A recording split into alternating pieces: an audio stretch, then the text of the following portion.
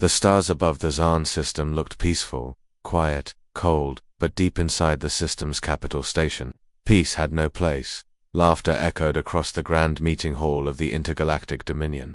Alien leaders from 12 powerful species were gathered. They wore gold robes, silver armor, and breathing masks. Each one sat on a hovering seat shaped like a throne. In the center of the room floated a giant screen. The laughter grew louder as a video played.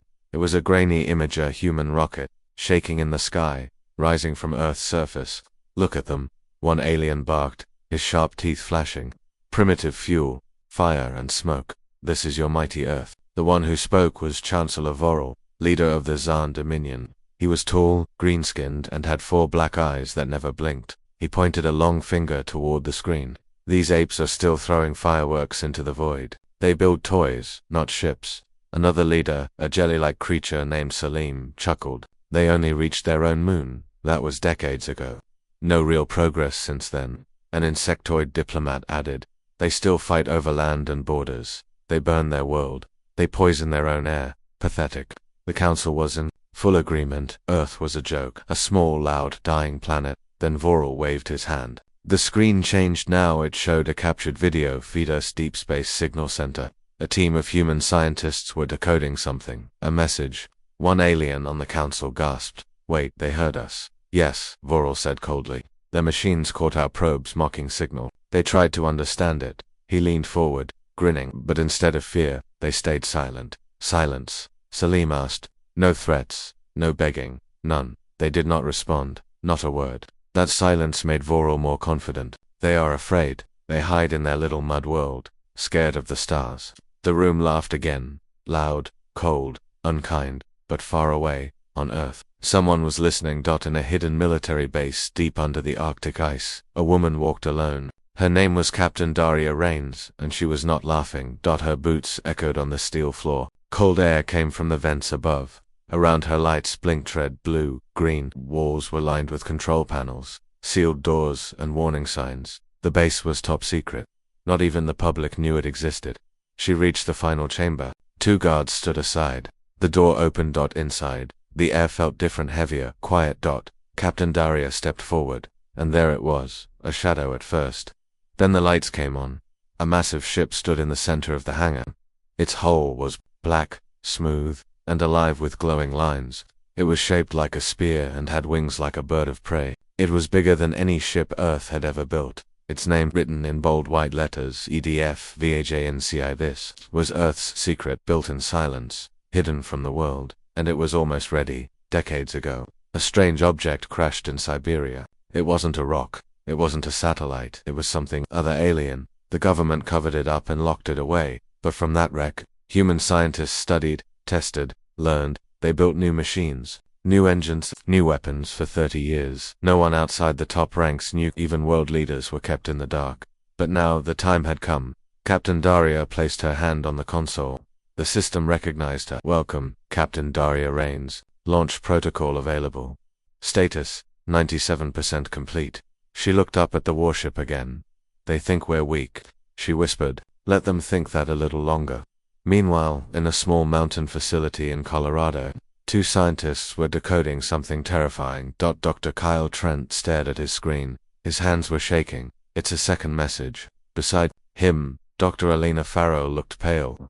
"Another broadcast from that same source." "Yes, this one's worse." They turned up the volume.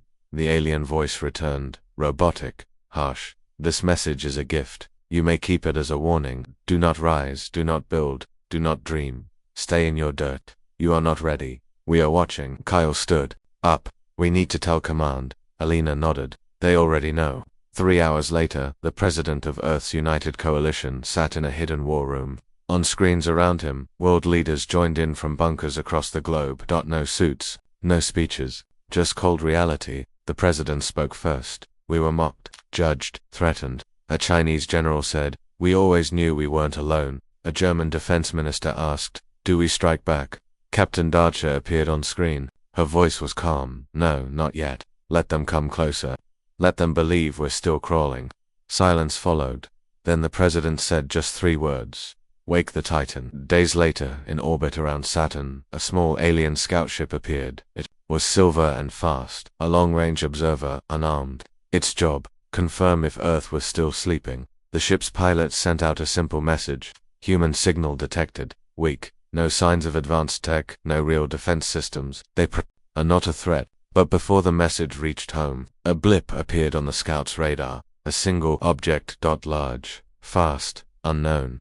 The pilot looked closer. The object rose from behind Titan's shadow.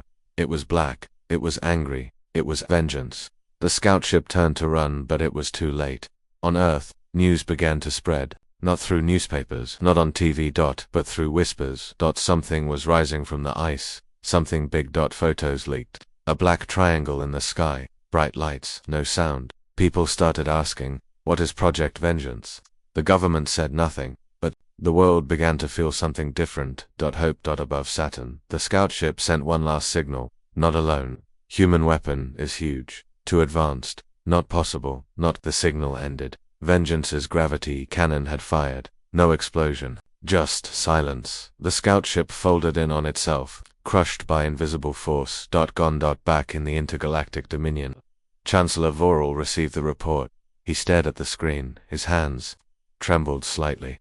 The humans had not responded with words. They responded with power.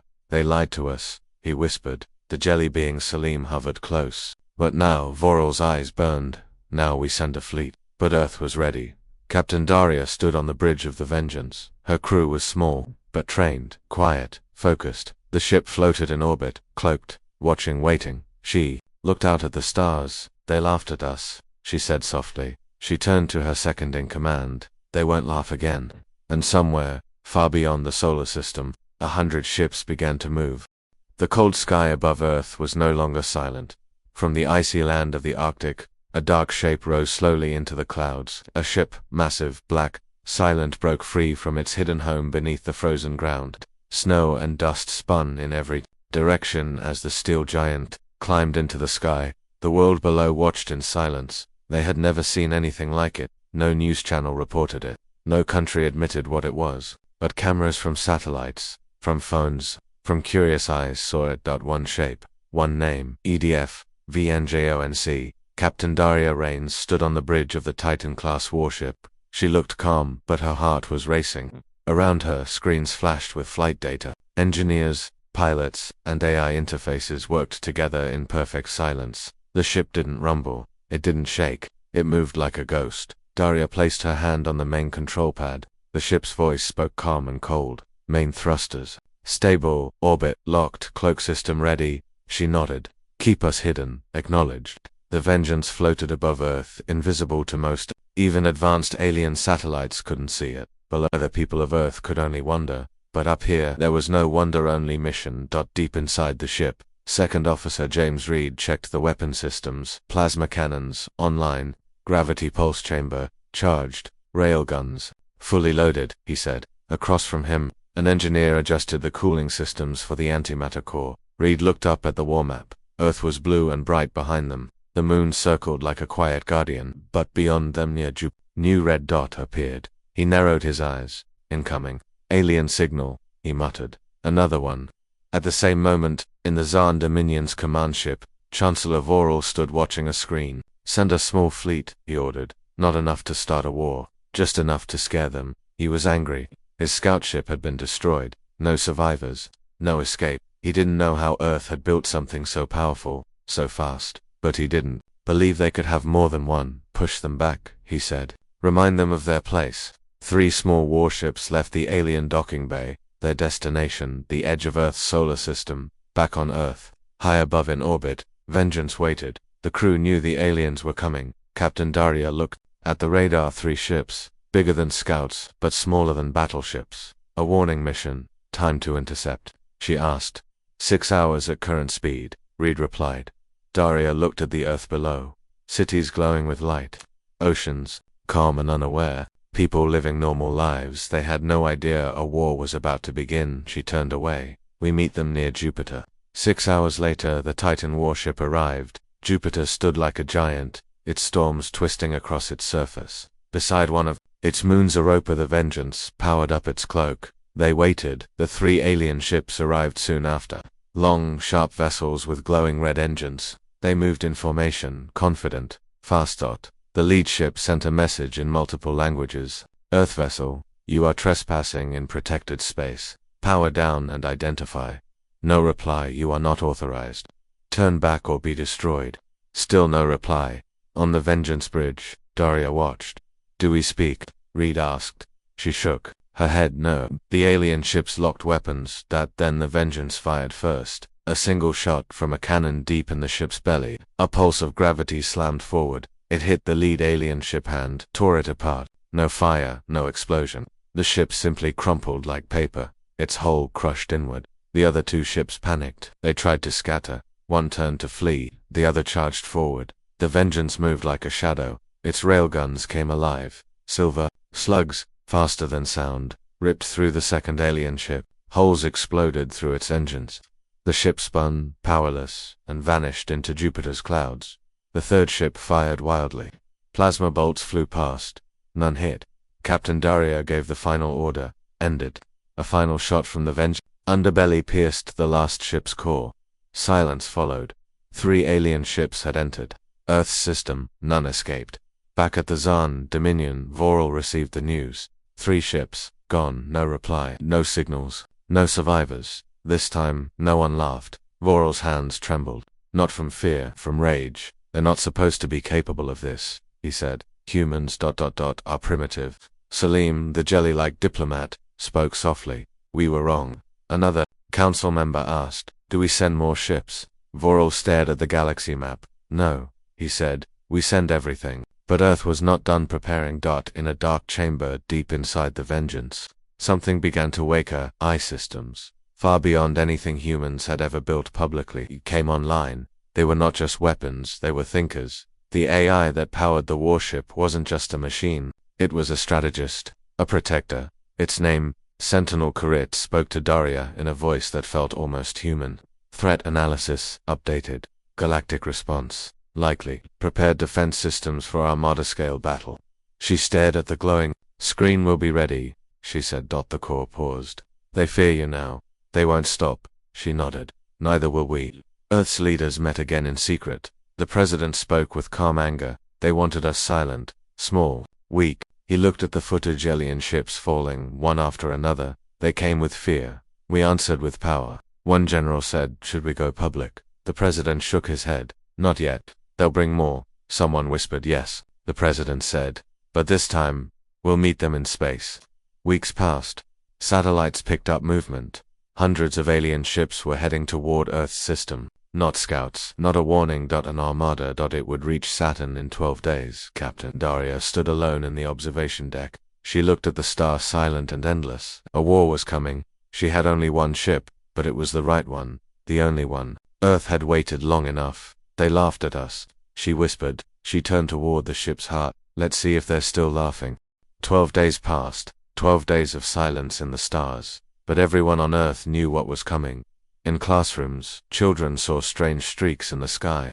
On rooftops, people whispered about the shape above the clouds. And in dark meeting rooms, world leaders watched the countdown. Alien Armada arrival. 03 days, 17 hours, 42 minutes. The numbers blinked on every secret screen.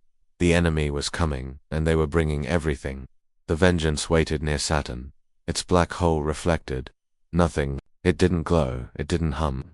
It simply floated, quiet and deadly. Captain Daria Rains stood on the bridge, arms crossed. She stared at the red line on the war map. Time to contact, she asked. 70 hours, replied Officer Reed. Their fleet is moving slow and steady, confident. They think we'll run, they think wrong. The AI, Sentinel Corps, joined the Corps. Enemy force, 108 confirmed warships. Estimated 42 destroyers, 9 carriers, 1 flagship. Tactical risk, extreme. Recommended action, engage. With stealth advantage, do not wait. Captain Daria didn't flinch. We wait, she said. Let them enter our space. Acknowledged. Reed turned to her. Ma'am, they could level Earth. They won't get the chance. Across the galaxy, the alien armada moved like a storm. Each ship held hundreds of soldiers, advanced weapons, shields, AI of their own. The lead ship, Zaan's Wrath, carried Chancellor Voral himself. He stood at the center of a dark command bridge, eyes focused on the growing image of the human system. Primitive planet, he muttered. One warship cannot stop us. His advisor, a thin alien with metal implants, replied, and yet, it destroyed 3. Vorel didn't answer. He played a video again, the last footage from the scout ship. The black human warship rising from Titan's shadow. The way it moved, silent, swift, strong, something about it made him uncomfortable, but his pride was stronger. We crush them, then we laugh. Back near Saturn, Earth's warship powered up. The cloak was dropped. The ship revealed itself to the alien sensors for the first time. Now, they knew Earth was not hiding. The alien fleet detected the signal. Alarm lights filled their ships. Vorel stood tall. They want to fight. Enemy sensors have picked us up, Reed reported. Captain Daria gave a small nod. Good. The Sentinel Corps displayed the updated enemy formation. They are regrouping. Slower now. Preparing for battle. We have the first move. Let's make it count, Daria said. The Vengeance moved forward, like a silent hawk cutting through space.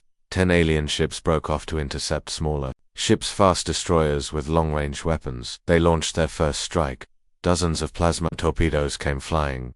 Bright, loud, deadly. Captain Daria didn't blink. Raised shields. The ship's defenses shimmered. The plasma bursts. It exploded and faded. Minimal damage, Reed confirmed. Shields holding. Return fire. The Vengeance's lower cannons rotated into place. Twin railguns opened fire. 2 enemy ships were torn in half in seconds. Another was hit through the center, split like glass. The rest turned in panic. Chase them, Daria ordered. No survivors.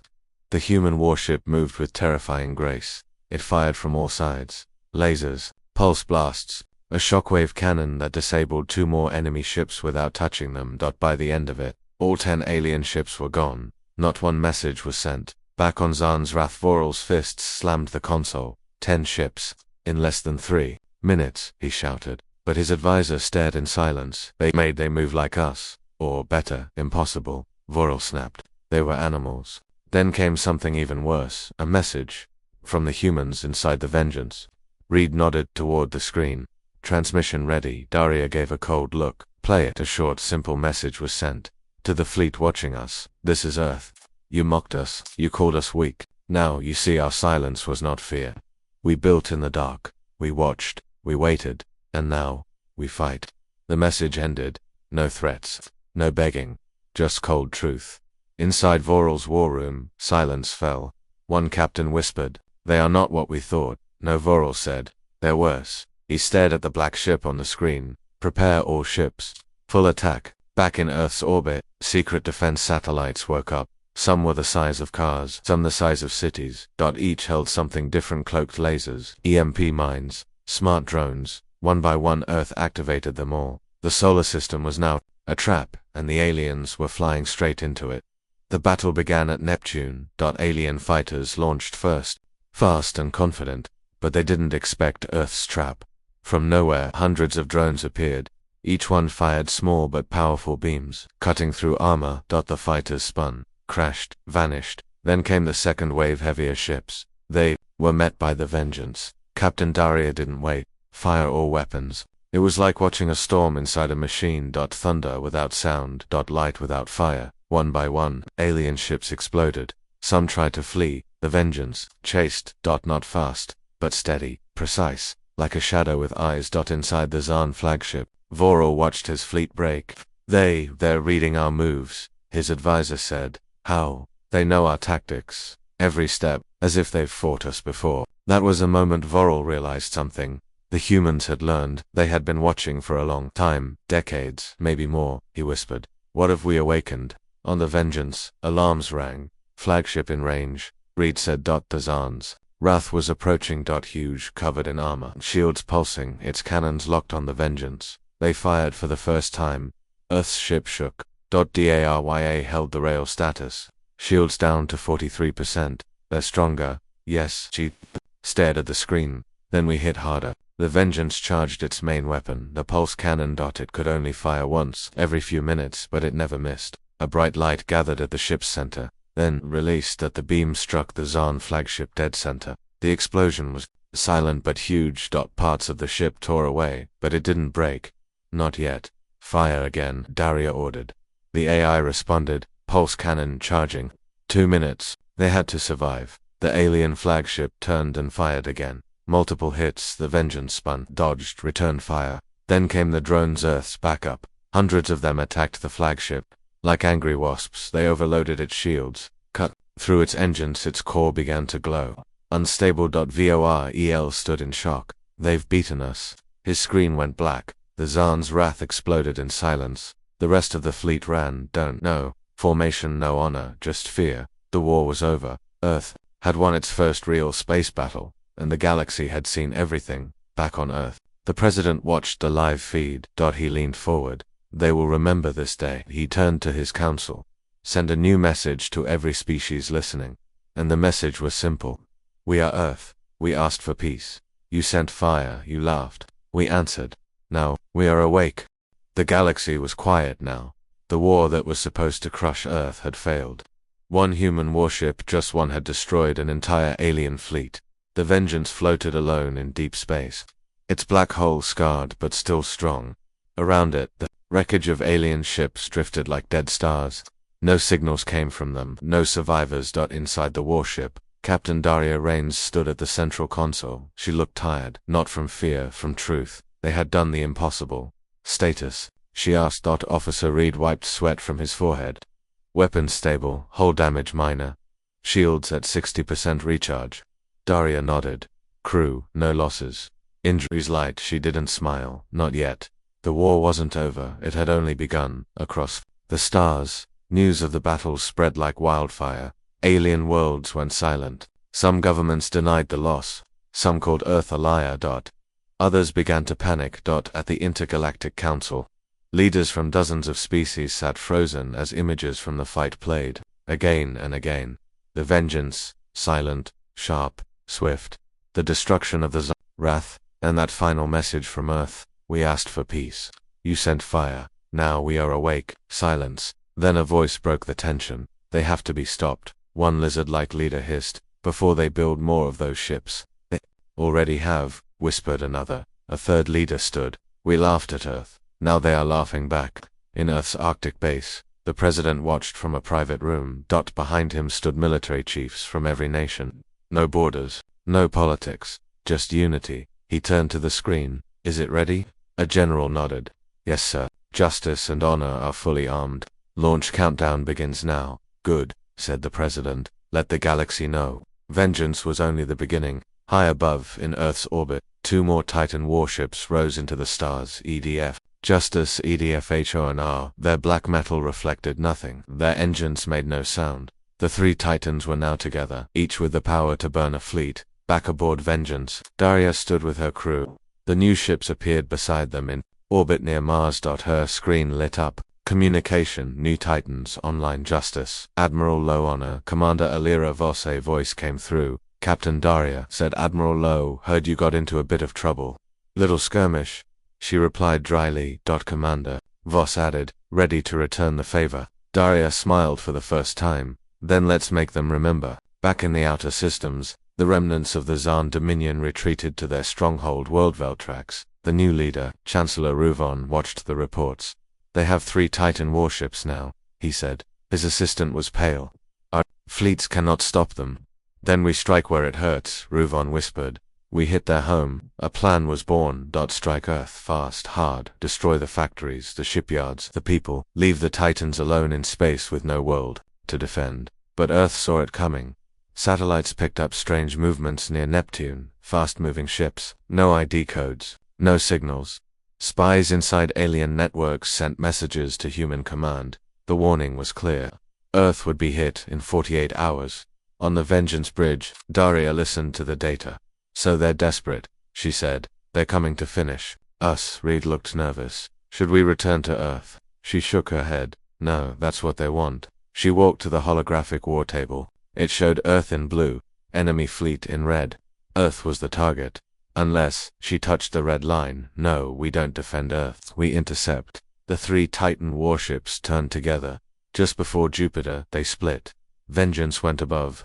Justice below. Honor through the center. A perfect ambush. The alien fleet didn't know. They kept heading toward Earth. Fast. Focused. Then they met the wrath of 3. The sky exploded. Honor opened first. From the dark side of Jupiter, it launched swarms of hunter drones. The alien front ships took the first hit.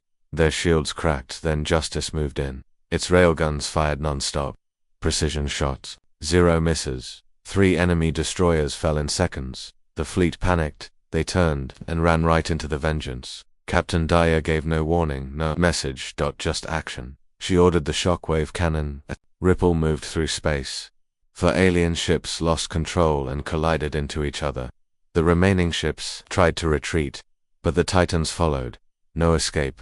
The battle lasted only 19 minutes. When it ended, Earth's sky was safe again. Back on Veltra, ex-Chancellor Ruvon received the final report. The attack on Earth had failed. No ships returned. He stood quietly, then said, "We surrender." But it was too late. The Intergalactic Council received a signal. It was not a question, it was a statement. It was a statement from Earth. You brought fire, we brought steel. The Vengeance speaks for us all now. Earth will no longer be silent. Earth is watching. The Intergalactic Council had never been this quiet, not in 1,000 years, in the center of the galaxy. Inside the grand space station called Orivon Prime, the most powerful alien leaders in the universe sat in silence. Their eyes were locked. On the large screen above the hall, the footage played again. 3 massive black warships, Vengeance, Justice, Honor cut through an alien fleet near Jupiter. One-sided, precise. Brutal. Not a single human ship was damaged, not one. The council room was filled with dozens of species, slime-bodied thinkers from the Sholari, steel-clawed warriors of the Gornick Order, tall, glowing diplomats of the Malix. Each species had its pride, its history, its power, but now all of them shared one feeling: fear. The council speaker, a silver-skinned being named Torhaven, cleared his throat. "We must speak of Earth." No one replied. He continued, "In the past, they were ignored, watched, mocked. We considered them primitive." He turned to the Zaan seat, empty now. They destroyed an entire Dominion fleet. They now possess 3 Titan-class warships, possibly more. Another member spoke, Finavari of the Cyrex. "How did they build those ships that fast?" Tort answered, "Unknown. We suspect alien crash tech, stolen decades ago, hidden research. Earth worked in secret for at least 40 years. And now," Avari asked, "they are awake." Tor said. Inside the human embassy ship parked near the council station, Ambassador Lena Brooks watched the live council stream from behind secure glass. She was calm. She had been ignored here for years, given a weak seat, mocked by the larger powers. Now, no one dared look her in the eye. She turned to her assistant. "They're scared," she said. "Yes, ma'am." "Good," she replied. "Let them tremble a little longer." In Earth's orbit, the Titans returned. To patrol the sky over Earth was now full of hidden satellites, weapon platforms, and defense grids. No one spoke of them publicly, but every major power in the galaxy knew Earth had become a fortress, and it had teeth. In the shadows of Orivon Prime, in a chamber behind the council floor, a secret meeting began. 12 alien leaders entered. Quietly, no recordings, no witnesses. The Gornick warlord slammed his fist down. "We cannot let Earth rise any higher." "They've already risen," said another. "We must strike now," hissed a third. "Before they build 10 Titans. Before it's too late." A quiet figure at the end of the table spoke. He was old. Small war, no symbols of power. But everyone listened. "They built all that without us knowing," he said. "They studied us for years. They learned everything." He looked up, eyes cold, and they did not blink when they killed. The room stayed silent. Then he said something no one expected. "We must negotiate." Back on Earth, in the Arctic command base, Captain Daria Rains met with Admiral Lowe and Commander Voss in the HOLO-chamber. The map of the galaxy was red with tension. Voss spoke first. "Half the council wants war, half wants peace. None of them trust us." "They shouldn't," Daria replied. Lowe raised a brow. "You think we should strike first?" "No," she said, "but we prepare for when they do." That night, on the moon of Europa, Earth launched a new project, Titan Class 4, JUDJMINT, smaller than Vengeance, faster, built with new alien AI code stolen from fallen ships. It was a ghost ship, controlled by Earth's Sentinel Corps, a weapon with no heart, no fear, no need for orders. It flew silently into the outer rim. Its mission: watch, warn, wipe out any threat before it gets close. In Orivon Prime, the council called Earth for a live address. It had never happened before. Ambassador Lena Brooks stood alone before 1,000 species. The lights dimmed. She spoke without fear. "You called us weak. You watched us bleed on our own planet. You watched our wars, our hunger, our chaos, and you laughed. She paused. The room was silent, but while you watched, we built, we took your scraps, your broken pieces, your fallen tech, and we made titans. Now you fear us. Her voice dropped lower. You should. Then she smiled. But we are not monsters. We don't want to rule. We want peace. But this time, we are ready to defend it. A few council leaders clapped. Most did not, but all of them felt something new, respect. Meanwhile, in the ruins of the Zan Dominion, a group of surviving officers met in secret. We must take Earth's tech. If we can't beat them, we steal from them. A plot was born. A secret attack team would sneak into Earth space, steal Sentinel core data, and escape. No war. Just theft. But they didn't know Earth was listening. The AI was everywhere now. Plan was heard before it even started. Inside the Vengeance, Sentinel core activated the new defense protocol. Infiltration attempt detected. Activating counterintelligence systems. Deploying GhostNet within hours. Every ship in the Zan border fleet failed. Engines froze. Maps erased. AI melted. Not with weapons. With code. Earth had learned to fight wars without firing a single shot. The president of Earth watched the reports. He turned to his advisors. We have one chance to shape the future, he said. What do we do? An old general replied, be kind, be strong, and never let the galaxy forget what happened when they laughed at Earth. The stars flickered over Earth, but something felt different. It wasn't fear, it wasn't tension, it was stillness. For the first time in galactic history, every major species stopped their ships, paused their trade, cancelled their patrols. They were waiting for Earth. High above the blue planet, for black giants floated. Vengeance, justice, honor, judgment.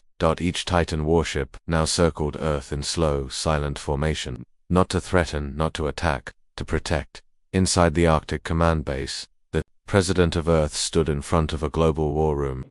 Around him were generals, scientists, engineers, even former enemies, now allies.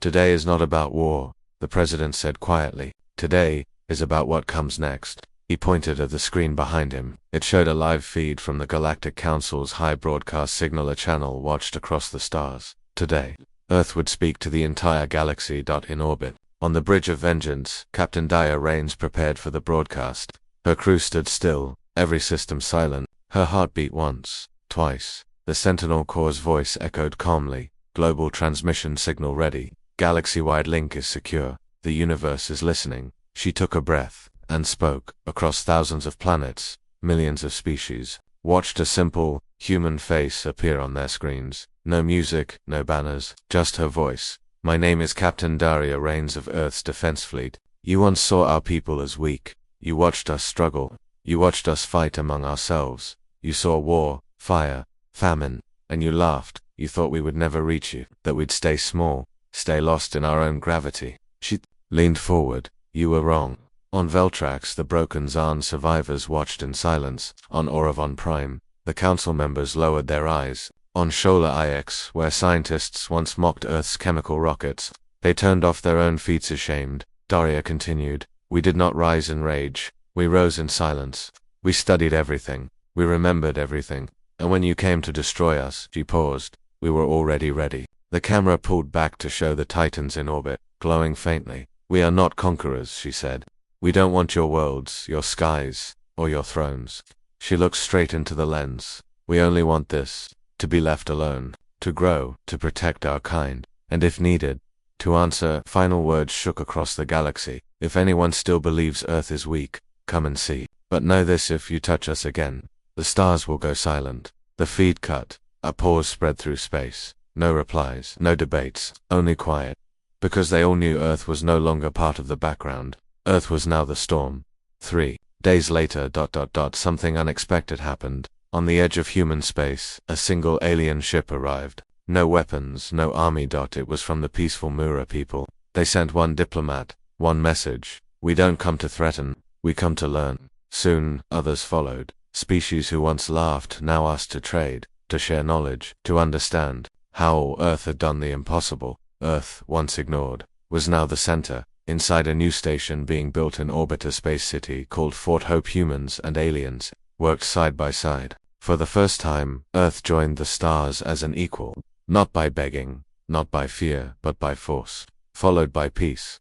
The Titans returned to patrol, not to fight, to protect the peace they had earned. Daria stood once again on Vengeance's deck. The stars ahead no longer seemed cold, but this time, they're not laughing. She nodded. Good. As Vengeance disappeared into deep patrol, Earth's anthem echoed silently through the station. Not a song of pride, not a song of power, but a promise. We built in silence. We rose in shadow. We defend in light. We are Earth. We remember. We are ready. And far beyond the galaxy, in the dark between galaxies, something ancient stirred. Something that had once destroyed whole civilizations. It had been asleep now. It was awake, that had heard Earth's voice, and it whispered to itself finally, a worthy challenge. The stars had gone quiet, too quiet. For months there were no threats, no fleets, no warnings. Earth had won its place. The Titans patrolled the outer systems. All was calm, but deep beyond the galaxy, something had been listening. At the edge of a black hole far past any mapped space a structure floated. It was older than planets, built from stone, steel, and something darker. No species knew it existed, not even the oldest empires. Inside it, a voice whispered, a voice not of this galaxy, not even of time. Earth has awakened. The cycle begins again. A single, black spear-shaped ship detached from the ancient structure. Silent, no engine, trails, no heat, no light. It didn't jump, it didn't fly, it slipped through space like a thought, and headed straight for Earth. On board Vengeance, Captain Daria Rains felt something strange. Not fear, not a sensor alert, just silence. She stood alone in the observation bay, watching the stars. Then the Sentinel Core broke the stillness. Unknown movement detected. Location, deep zone, alpha, speed, unknown, energy signature. Reed's voice came through the comms. Captain, we've got something, and it's not like anything we've seen before. In the Arctic base, alarms began to trigger. Not loud, not flashing, a deep, slow hum like the Earth itself was uneasy. Engineers stared at the data. It's not using hyperspace, it just appears. The president was called immediately. He read the report and asked one question. Is it hostile? No one answered. Because no one knew. In orbit. The Titans formed up again. Vengeance, justice, honor, judgment. They pointed their weapons toward the unknown object now entering the system. Still, it didn't speak, didn't change course, didn't respond to hails. Then came the first effect. Saturn's rings stopped moving. They froze in place, not shattered, not broken, just paused, as if time itself had stopped. Sentinel Core issued a new warning. Temporal disruption detected. Risk level, extreme classification, unknown entity. Suggested action, do not engage. Captain Daria stood frozen. It's not here to talk. No, ma'am, Reed replied. It's here to look. The alien object slowed as it passed Mars. All satellites watching it went dark. Cameras melted. Power cells drained. One drone simply disappeared. Nothing was left. But still, Earth's fleet held its ground. The president gave the order himself. Do not fire unless it fires first. And then it stopped. Between Earth and the moon. Floating, silent, watching, then. Something even stranger happened. It spoke. Not through sound, not through radio, but through dreams. Across Earth, people began to see strange images while sleeping. A dark sky. A burning world, a black spear flying through time. Some woke up screaming, others cried. A few simply whispered, "It remembers us." Captain Daria was called into a secure chamber. So was Admiral Lowe, Commander Voss, and Earth's top scientists. They watched a decrypted message pulled from deep code memory. It was hidden in Earth's oldest satellites, buried beneath decades of noise. It said, "The Black One is older than war. It does not conquer. It does not kill. It consumes fear. It comes when a species becomes too powerful to test if they are ready to rise or fall." And suddenly they understood. This was not an enemy fleet. This was a test, a final gate. Before a civilization left its galaxy. Captain Daria gave her orders. No weapons, no aggression. We face it with strength, not fear. She stood at the front of the Vengeance, her voice steady. She opened a channel not by tech, but with will. And whispered, "We are not afraid." The black spear pulsed. For Titans lost power for exactly 1 second. Engines, lights, gravity. Then, all systems returned, better, cleaner, faster. It had scanned them, and then, it left. No words, no destruction, just one final whisper in every human mind. You are seen. Your kind may pass. And then, the stars changed. New maps lit up. Wormholes that were invisible now opened. Systems once unreachable now pulsed with light. The galaxy had gates, and now Earth had the key. A new age began, not of war, but of exploration. Earth had passed the test, but the message remained carved across every Titan ship. You are not the first, you will not be the last. Do not forget the silence. For weeks, the skies over Earth had stayed calm, but every scientist, every commander, every Titan crew member knew everything had changed. When the Black One left, it didn't just vanish. It left behind a trailer path of light in space, unseen before. The AI called it Spatial Key Thread, Galaxy Exit Route. At first, Earth's leaders hesitated. Where did it lead? Was it safe? Was it real? But the message had been clear. You may pass. Now it was time to go. On the dark side of Neptune, Earth built a new ship, not for war, but for discovery. It was called EDF-DAWNBRANGR, longer than Vengeance, faster than any Titan, made with both human tech and Black One data that had silently embedded into their systems after the encounter. This ship was different. Its hull shimmered like glass. Its engine didn't roar, it hummed like a dream. The mission was simple: leave the galaxy, find what lies beyond, return with truth. Captain Daria Rains was chosen to lead. Again, Reed stood beside her in the docking bay. You're not scared? He asked Dot. She looked out at the Dawnbringer. I am, she said honestly. But fear isn't what stops us anymore. The Dawnbringer launched at dawn from orbit. It slipped into the strange thread left by the Black One. There was no flash, no noise, just a ripple like falling into a reflection. And then, they were gone. No humans had ever crossed outside their galaxy, not even close. What they saw now was impossible. First came the Dead Gate, a ring of stone and metal, the size of a moon, floating in a black field. No stars, no time. It was broken. Ships from long-dead species drifted nearby. Some were fossilized, others still flickered with ancient power. Reed scanned. No signals, no life. But Daria wasn't so sure. She felt watched. They passed through the Dead Gate. Next came the mirror field. Hundreds of floating crystals, each showing strange reflections. Not of space, but of memories. One showed Daria as a child. Another showed Earth. Burning. Reed stared too long at one and collapsed. The AI shut down the room. Caution, mental disruption, field detected. Route forward calculated. Recommend no visual contact. They flew through blind. The crew shook as if waking from dreams. No one spoke for hours. Then they saw it, a living gate, golden, shaped like a giant eye. It opened as they approached, and on the other side, a new galaxy. Bright, full of color they didn't have names for. Stars moved differently here. Planets orbited in strange patterns, and at the center of it, all something massive. A station. Alive. As the Dawnbringer moved closer, a signal reached them. It was not words, it was emotion. A soft pull, curiosity. Testing. DARYA allowed the AI to respond. We are from Earth, we passed. The silence. We seek only truth. The response was clear. You may enter. Welcome, silent ones. Inside the station, they found no people, but knowledge. Archives, energy, languages written in light. Earth's crew downloaded everything they could. Hundreds of alien histories, maps of other galaxies. Warnings. About what? They weren't sure. Some files refused to open. Others were protected by puzzles. Sentinel Corps spoke up. The gate is watching us, testing our minds, not just our ships. Then came the first contact. A ship arrived. Not through space, but through thought. It wasn't a vessel in shape. It was like a floating idea, a creature formed of light and memory. It had no mouth, no eyes, but it spoke inside every crew member's head. You carry fire with mercy, and silence with strength. You are not like the others. You are new. Daria asked one question. Are we alone out here? The being responded, no, but most who come do not return. Reed whispered, why? The answer chilled them. They forgot where they came from. Daria knew what that meant. Power, discovery, new stars, new planets. They made species arrogant, proud, blind. The warning was clear. Never forget Earth, or the stars will silence you again. Dawnbringer stayed for 12 more days. They explored, recorded, mapped, then they turned back. The return trip was silent. No mirror field, no Dead Gate, only stars, and the black trail, slowly fading. As if the gate had closed.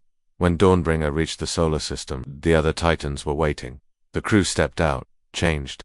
Not in body, but in understanding. They had seen something no human had, and they had come back with stories. Inside the Arctic Command, the president read the final line of the Dawnbringer report. We are not the center, We are not alone, but we are ready. He looked up. Begin project. Beyond. Far out in the stars, the Black One floated quietly, watching another galaxy now, waiting because soon, another world would rise and the test would begin again.